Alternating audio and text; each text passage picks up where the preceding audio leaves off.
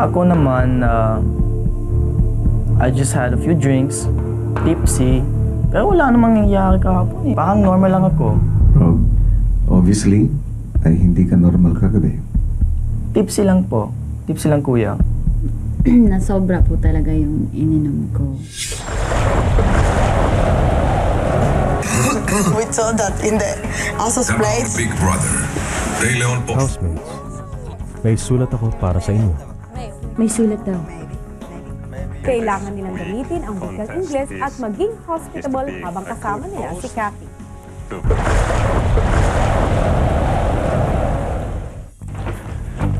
Housemates, sa linggong ito, susubukan ko ang inyong teamwork at creativity. Nais kong bumuo kayo ng isang cultural variety show na magpapakita ng pagiging Pilipino. Dahil hindi pa pamilyar si Kathleen sa kulturang Pilipino.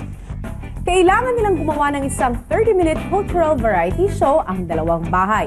Pero ang hindi alam ng ating mga housemates, ang tunay nilang weekly task ay may kinalaman sa pakikisama nila kay Caitlyn, isang bagay na pinag-usapan nila ni Big Brother noong linggo.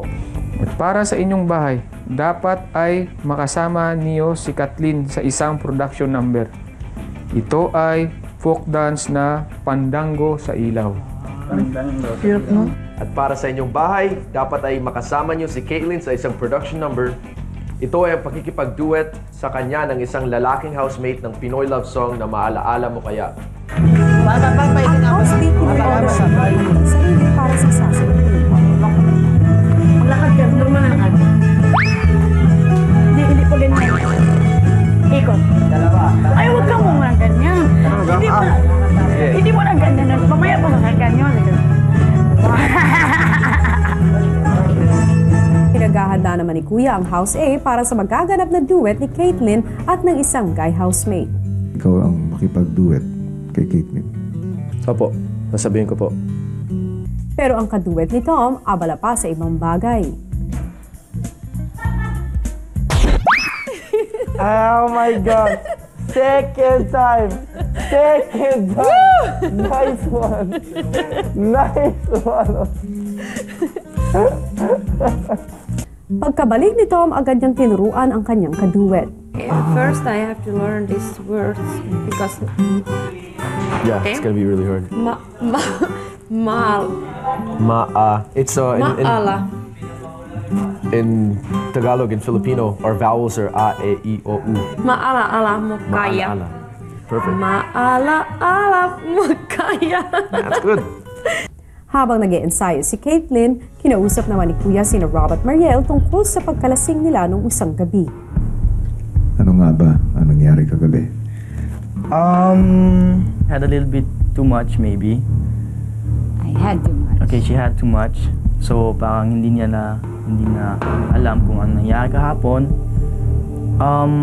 Ako naman, I just had a few drinks, tipsy, pero wala namang nangyayari kahapon eh. Parang normal lang ako.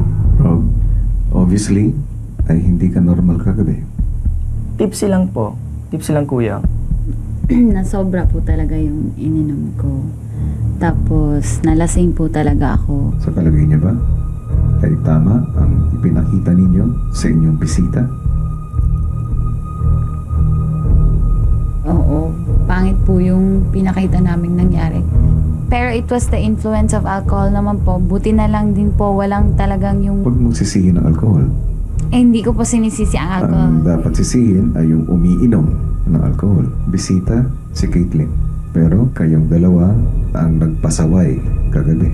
Dahil dyan, ay inaatasan ko kayong dalawa na mag-isip ng paraan kung paano kayo makakabawi kay Caitlyn.